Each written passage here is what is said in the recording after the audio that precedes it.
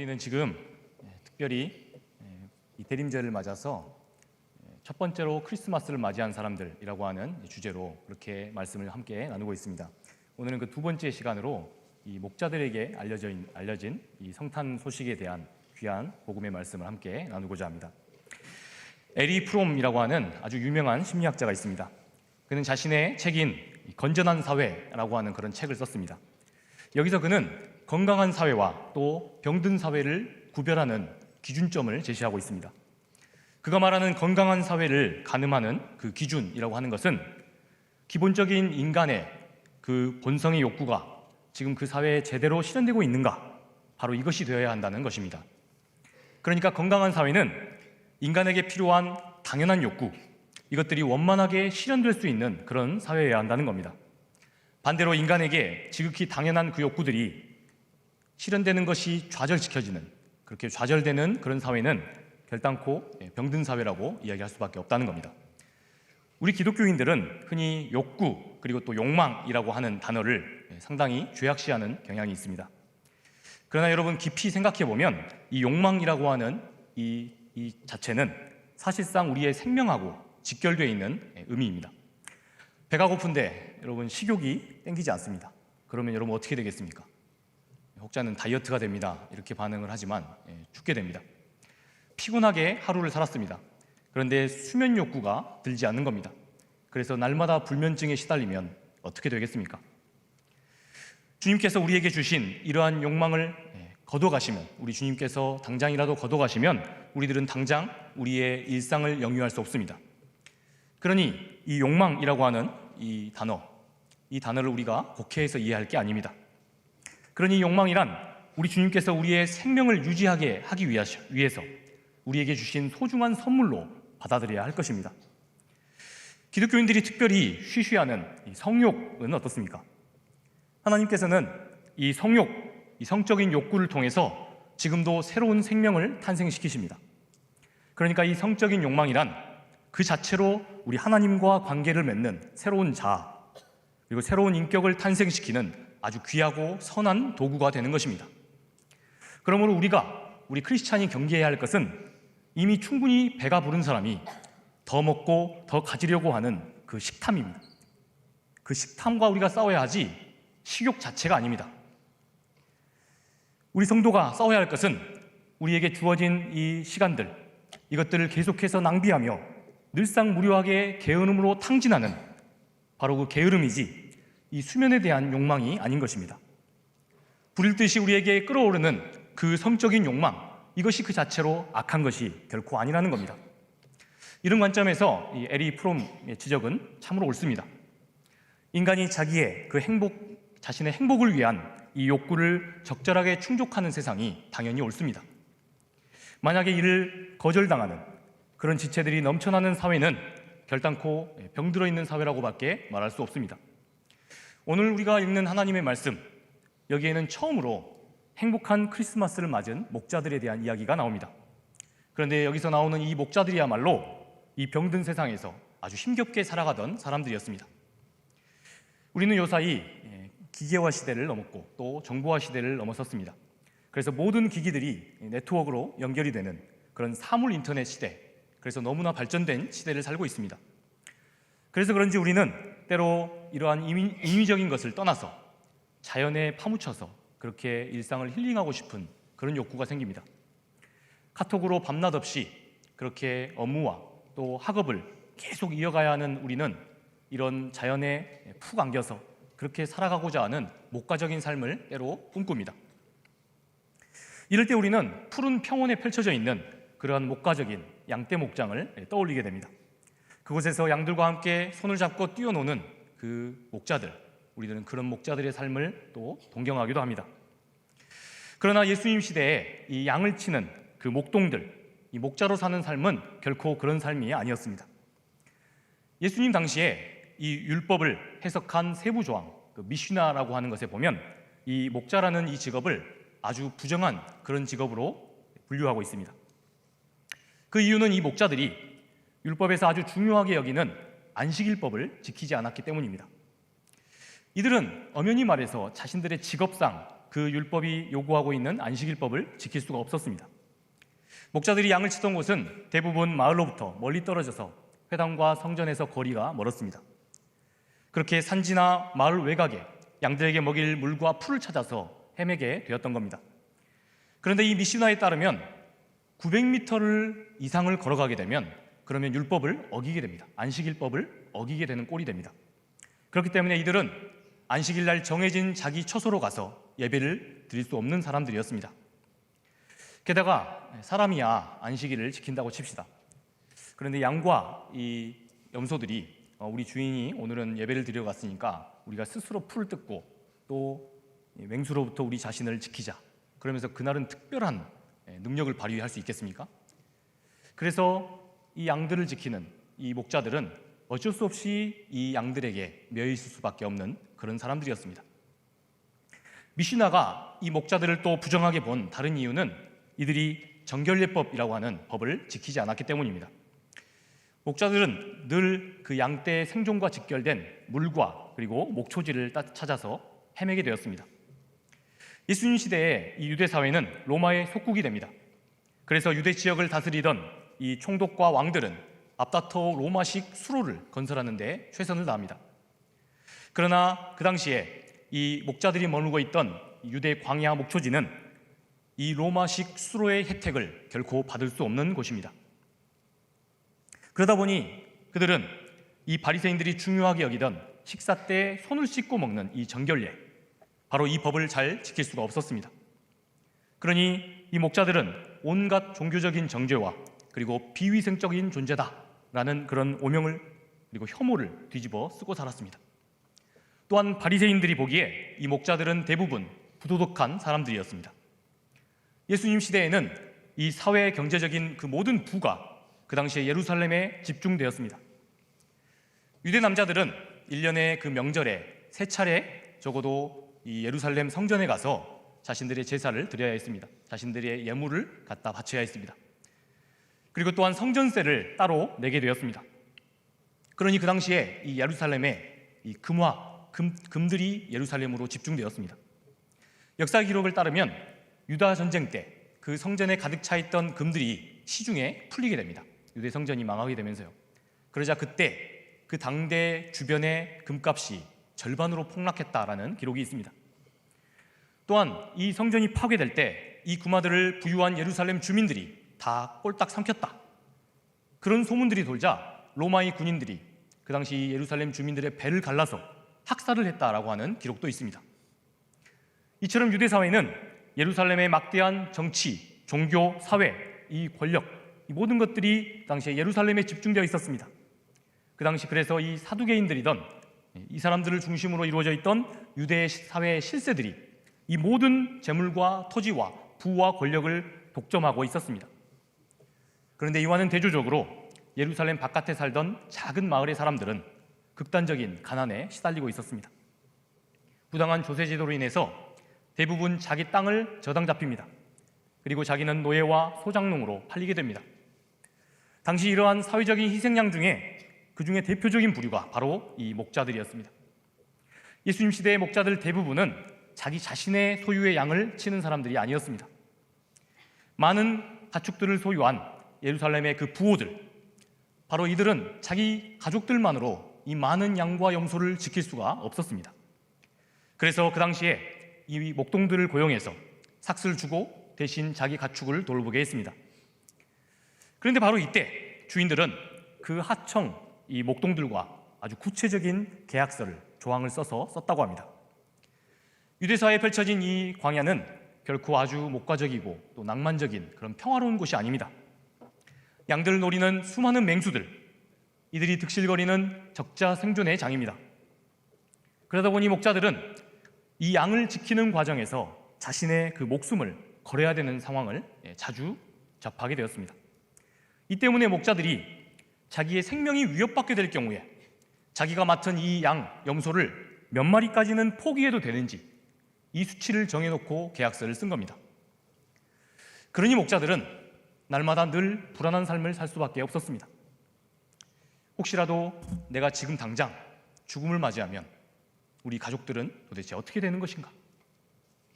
오늘날 많은 비정규직 직원들이 안전에 대한 이런 불안한 마음으로 살아갔던 것과 아주 비슷합니다.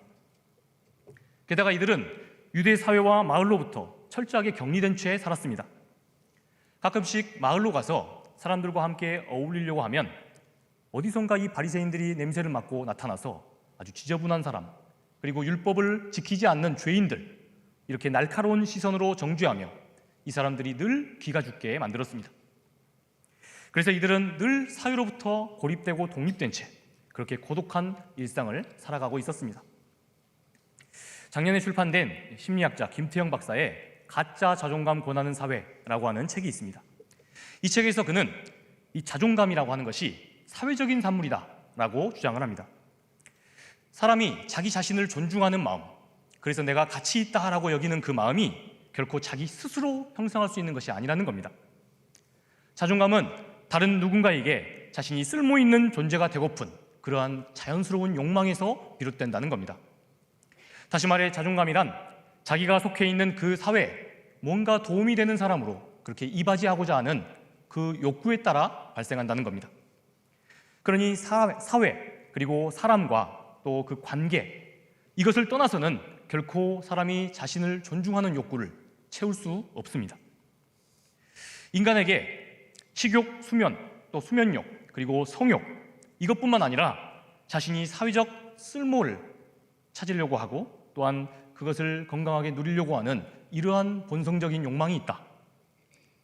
이렇게 보자면 목자들은 이런 기본적인 욕구를 절대로 충족할 수 없는 그런 비운의 사람들이었습니다. 우리 말씀, 하나님 말씀 8절 말씀을 읽어보겠습니다. 시작. 그 지역에 목자들이 밤에 밖에서 자기 양떼를 치더니, 양떼를 이 동굴 우리 속에 넣고 하루 일과를 마친 이 목자들에게 밤이 드디어 찾아옵니다. 목자들에게 이 밤은 이 고독과 번민하고 씨름하는 시간입니다. 내 목숨값이 고작 이 양 그리고 염소 몇 마리와 그렇게 바꿀 만큼 그 정도의 가치밖에 되지 않는다는 것인가? 이런 비참한 자신의 그 형편을 하염없이 곱씹어야 하는 긴 시간입니다. 청년 취업률이 사상 최저인 우리는 극단적인 청년 현실을 경험합니다. 늘 가족과 함께 하지 못하는 그런 삶 속에 우리의 몸도 그리고 우리의 마음도 힘겹게 보내는 삶을 우리는 살아갑니다. 자기 스스로를 잉여라고 하면서 자조 섞인 비관으로 일관할 수밖에 없는 그러한 현실을 살아가는 우리의 삶과 매우 비슷한 면이 있습니다. 그러나 그렇다고 해도 아무리 힘겨워도 이 일을 멈출 수는 없습니다. 왜냐하면 가족들의 앞날이, 우리의 미래가 자신에게 달려있기 때문입니다. 말씀 속의 이 목자들의 실존을 통해서 우리는 이 시대의 청년 현실을 봅니다. 불안한 미래를 앞두고 취업 걱정에 그리고 생계 걱정으로 다가오는 이 설레는 크리스마스를 마냥 들뜨고 또한 기쁜 마음으로 기대할 수 없는 그런 현실을 마주하게 됩니다. 또한 이 밤은 하나님 앞에 선 우리 자신의 모습을 아주 깊이 성찰하게 되는 그러한 시간입니다. 그리고 보니 주님의 뜻대로 살아가기가 너무나 힘든 굴레 속에 우리가 살고 있다는 것이 또 생각이 듭니다.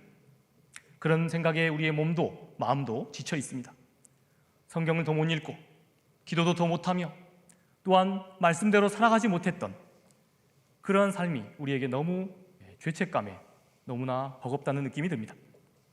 목자들이 그랬던 것처럼 진리가 우리를 자유롭게 하는 게 아니라 우리를 끊임없이 정죄하는 것처럼 느껴져서 어느새부턴가 우리는 예배 때에도 감동이 사라져버렸습니다.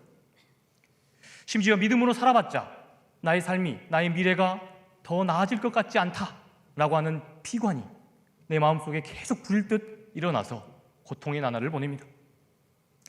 이처럼 신세한탄을 하다 보면 어느새 목자들의 머릿속에는 자신들이 계약했던 그 계약의 내용이 떠오르게 됩니다.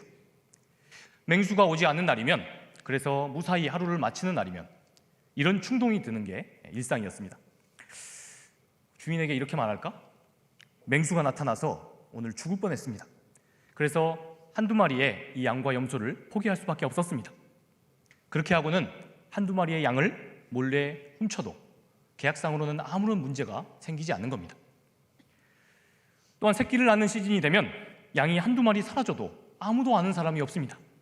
몇 마리가 도대체 수태를 했는지, 그리고 또 그 수태한 양 염소가 얼마만큼의 새끼를 낳았는지, 이것을 알고 있는 사람은 유일하게 이 목자들 뿐입니다. 이런 생각이 막 스치는 중에 갑자기 가족들의, 그 굶주린 가족들의 얼굴이 떠오르게 됩니다. 이럴 때면 이들은 과감하게 양심을 버리고 불의와 적당히 타협했습니다.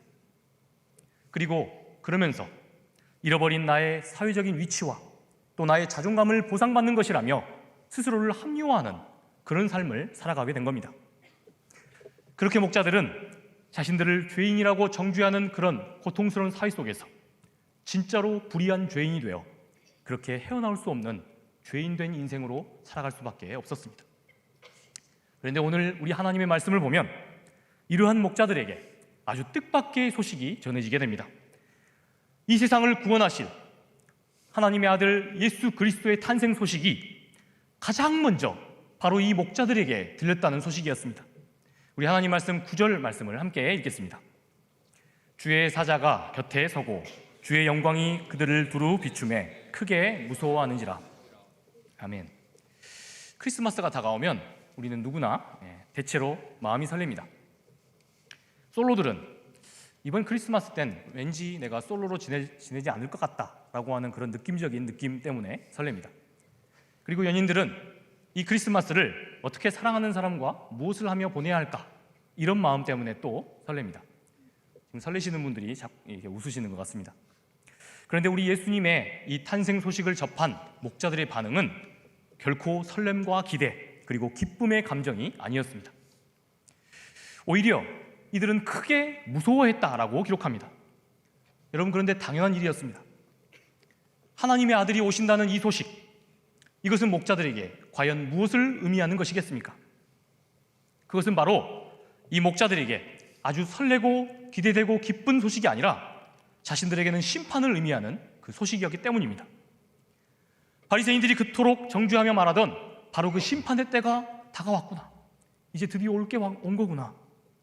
그러니 무서워 떨 수밖에 없었습니다. 그간 일상에서 자신들이 행한 모든 그 불의가 우리 하나님의 앞에서 드디어 심판을 받을 때가 찾아왔다고 여긴 겁니다. 이렇게 잔뜩 겁에 질린 이 목자들에게 그런데 천사들은 아주 뜻밖의 소식을 전하고 있습니다. 우리 10절 말씀과 우리 12절 말씀까지의 말씀을 함께 읽겠습니다. 천사가 이르되 무서워하지 말라. 보라, 내가 온 백성에게 미칠 큰 기쁨의 소식을 너희에게 전하노라. 오늘 다윗의 동네에 너희를 위하여 구주가 나셨으니 곧 그리스도 주시니라. 너희가 가서 방보에 쌓여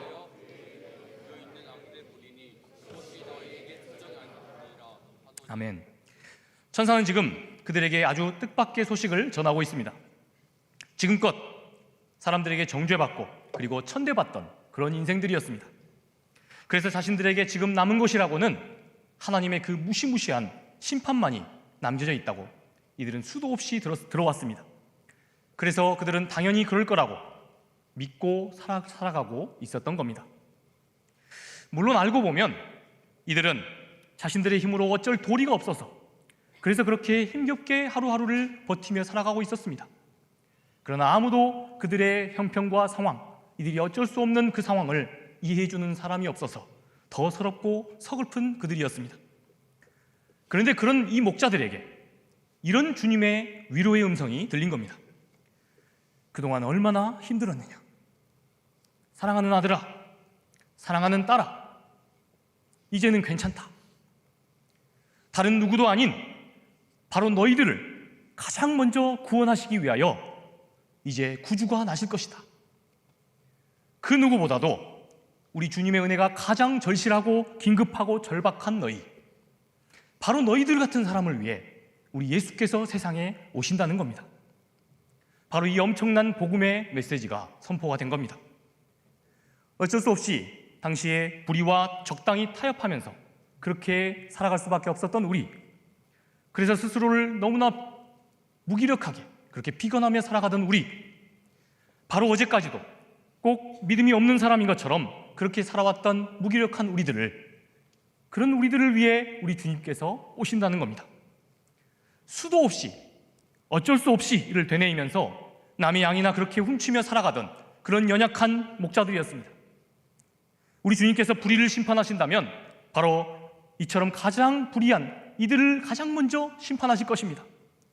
그런데 오히려 그런 목자들을 구원하시기 위해 바로 하나님의 아들이 너희들을 위해 오셨다는 그런 메시지를 선포받은 겁니다. 말씀 14절에서 천사들은 이것을 영광의 놀이로 분명하게 선포하고 있습니다. 우리 함께 14절 말씀을 읽겠습니다.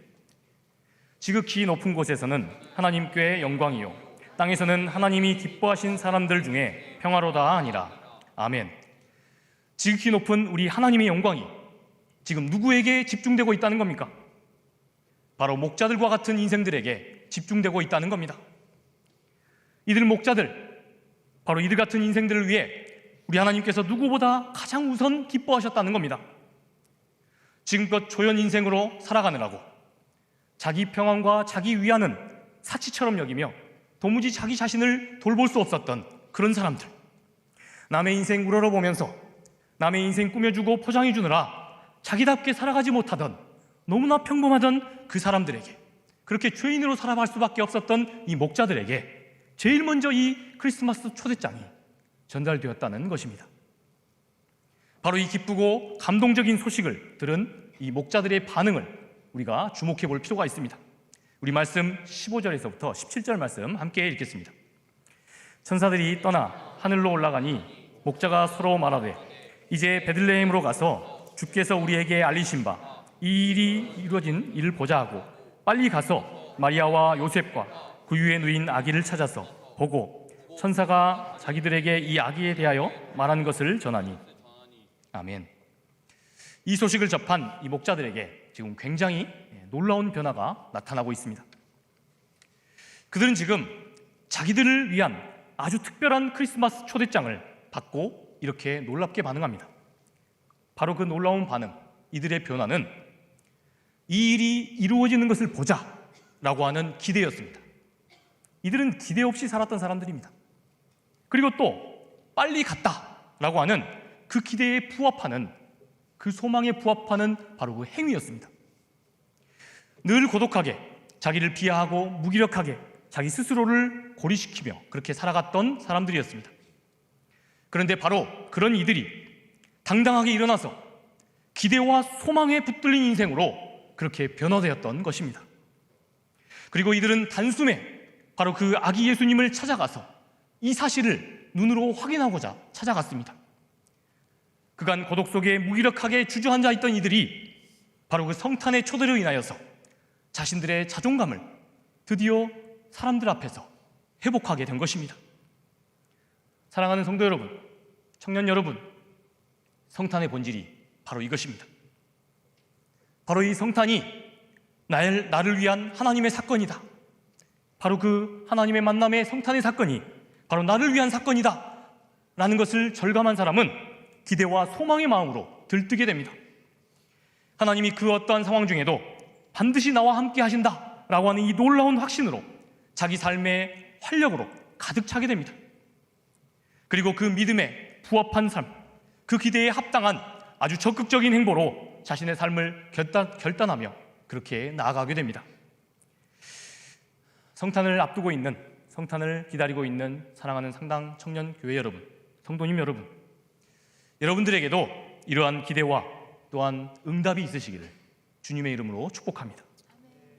과연 나 같은 연약한 존재에게도 바로 그런 존재를 위해서도 주님이 영광의 빛을 우선 비춰주시는구나. 그렇다면 바로 나는 바로 이러한 기대, 우리 주님의 기대와 소망에 내가 어떻게 부응하며 부합하며 나아갈 것인가, 바로 이것을 매 순간 고민하며 살아가실 수 있기를 축복합니다. 이러한 놀라운 변화에 대하여 18절 말씀은 이렇게 평가하고 있습니다. 18절 말씀을 이제 함께 보겠습니다. 듣는 자가 다 목자들이 그들에게 말한 것을 놀랍게 여기되. 아멘. 지금 사람들이 무엇을 보고 깜짝 놀랐습니까? 물론 우리 구주 예수 그리스도께서 세상에 태어나셨다라고 하는 소식에 먼저 놀란 겁니다. 그러나 이들이 더 놀랍게, 더 크게 이들이 놀란 이유는 이 성탄의 소식이 지금 누구에게 가장 먼저 알려진 겁니까? 바로 목자들에게 가장 먼저 알려졌다는 이 사실에 놀란 겁니다. 도대체 이 광야에서 늘상 그 귀퉁이에서 살아있는지 죽어있는지 아무도 알 수 없는 그런 존재감 없는 이 목자들에게 바로 그 주님의 탄생의 소식이 제일 먼저 긴급하게 알려졌다는 바로 그 사실에 너무 깜짝 놀란 겁니다. 더 나아가서 이들이 진짜 놀란 이유는 바로 여기에 있습니다. 그것은 바로 이 목자들의 당당함을 보고 놀란 겁니다. 성탄의 소식을 들었던 이 목자들, 이들의 얼굴은 지금 소외와 또 고독의 상처를 받아서 절망과 비통의 마음으로 이 자리를 찾아온 게 아니라는 것이 이들의 눈에 분명해 보였습니다. 그간 결코 당당할 수 없었던 이 목자들이 자신들의 내면의 확신과 그리고 결코 숨길 수 없는 이 기쁨과 설레는 감동으로 기대에 부푼 표정으로 이 자리에 와 있다는 것을 자신들의 눈으로 목격하게 된 겁니다. 사람들 앞에서 당당하게 서서 이 성탄의 초대의 소식을 당당하게 전하고 있는 이들의 모습에 깜짝 놀라게 된 겁니다.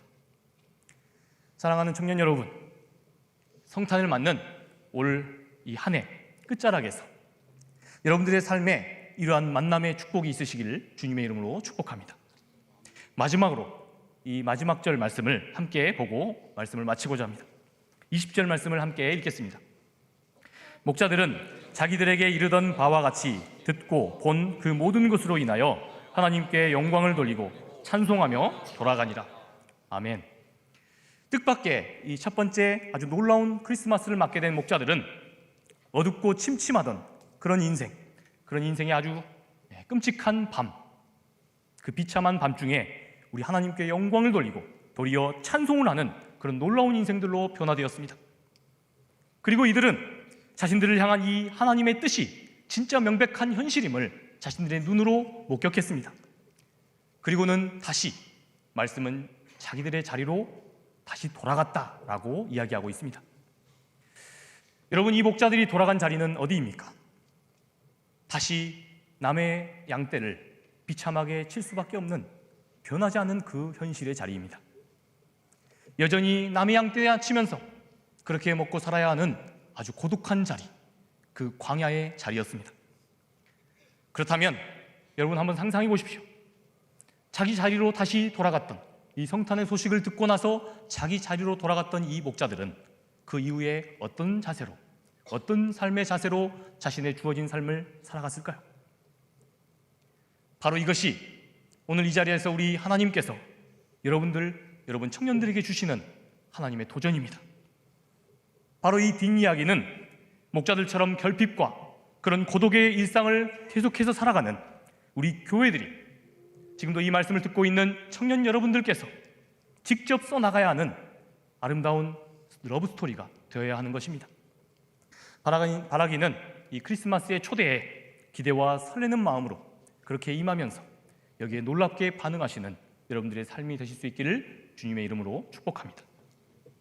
이 시간 함께 찬양하며 나아가겠습니다. 귀하신 주님, 은혜와 사랑을 감사합니다. 도대체 우리가 무엇이 간데 너무나 연약해서 여전히 현실과 적당히 타협하고 믿음의 사람으로 산다고 하면서도 그런 삶보다는 우리의 욕망에 끌리는 대로 누가 피해를 입든 말든 나의 자유와 나의 권리를 위해서만 그렇게 이기적으로 살아가는 그런 우리들이 뭐가 이쁘다고 우리를 위하여 이 땅에 아들을 주셨습니까? 주님, 이 성탄의 소식을 가장 먼저 우리들에게 알려주심을 감사합니다. 그렇게 우리가 감사하고 끝내는 것이 아니라 이 목자들처럼 우리도 우리의 일상의 자리로 가서 여전히 성탄의 소식을 알지 못하는 이 땅의 수많은, 멀리 갈 것도 없이 우리 가까이에 있는 가족과 친지와 또한 우리의 친구들과 회사 동료들, 이웃들을 향해 이 청주 지역을 향해 나아가서 성탄의 소식을 전하는 귀한 상당의 자녀들 되게 하여 주옵소서. 그렇게 우리를 귀하게 써주실 줄 주님 믿습니다. 그런 소망과 기대로 나아갈 수 있도록 우리 공동체를 붙들어 주시옵소서. 함께하여 주옵기를 간절히 소망합니다.